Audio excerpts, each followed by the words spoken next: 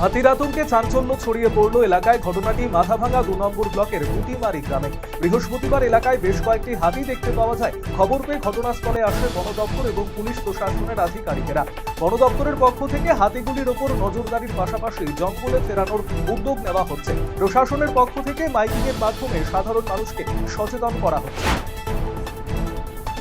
SIR নিয়ে নির্বাচন কমিশনের হয়রানির প্রতিবাদে মালদার বামনগোলায় বাইক মিছিল তৃণমূল কংগ্রেসের। এদিন বামনগোলা ব্লক তৃণমূল এবং যুব তৃণমূল কংগ্রেসের উদ্যোগে এই বিক্ষোভ মিছিল বামনগোলার 12 মাইল এলাকা থেকে শুরু হয়ে বিভিন্ন এলাকা পরিক্রমা করে নানাগোলার সমাজবাদে গিয়ে শেষ হয়। ব্লক সভাপতি দ্বিজবর জয়ধর, যুব নেতা সুজয় সাহা সহ অন্যান্যরা উপস্থিত ছিলেন এদিনের বিক্ষোভ কর্মসূচিতে। দীর্ঘ 5 মাস ধরে বেতন পাচ্ছেন না রাজবংশী ভাষার শিক্ষক শিক্ষিকারা। ফলে বকেয়া বেতন প্রদানের দাবিতে বৃহস্পতিবার বালুরঘাটে জেলা শাসকের দপ্তরের সামনে বিক্ষোভ দেখালো the greater Coochbehar people's association. এদিন শহরে মিছিল করে এসে জেলা শাসকের দপ্তরের সামনে বিক্ষোভে সামিল হন সংগঠনের সদস্যরা। বিক্ষোভকারীদের অভিযোগ, দীর্ঘ সময় ধরে অনিয়মিতভাবে বেতন দেওয়া হলেও বর্তমানে দীর্ঘ 5 মাস ধরে ওই শিক্ষক শিক্ষিকারা বেতন পাননি বলে অভিযোগ।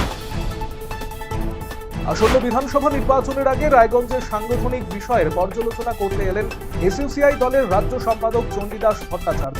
দলের নেতাকর্মীদের সাথে আলোচনার পর রায়গঞ্জের ক্যারিটাস প্রাঙ্গণে সংবাদ মাধ্যমের মুখোমুখি হন তিনি জানিয়েছেন সাধারণ মানুষের শিক্ষা, স্বাস্থ্য এবং সংস্কৃতি বাঁচানোর লড়াই। অন্যদিকে তৃণমূল কংগ্রেসের চূড়ান্ত দুর্নীতি এবং কেন্দ্রের বিজেপি সরকারের সাম্প্রদায়িক বিভাজনের বিরুদ্ধে লড়াই করবেন তারা। 3 রাজ্যে কাজে গিয়ে রহস্য মৃত্যু হরিশ্চন্দ্রপুরের বাসিন্দা এক শ্রমিকের। মৃত যুবকের নাম আলমগীর হোসেন। তার বাড়ি হরিশ্চন্দ্রপুর পঞ্চায়েতের রাঙ্গাইপুর এলাকায়। 1.5 মাস আগে স্থানীয় ঠিকাদারের সঙ্গে পাঞ্জাবে কাজে যায় সে।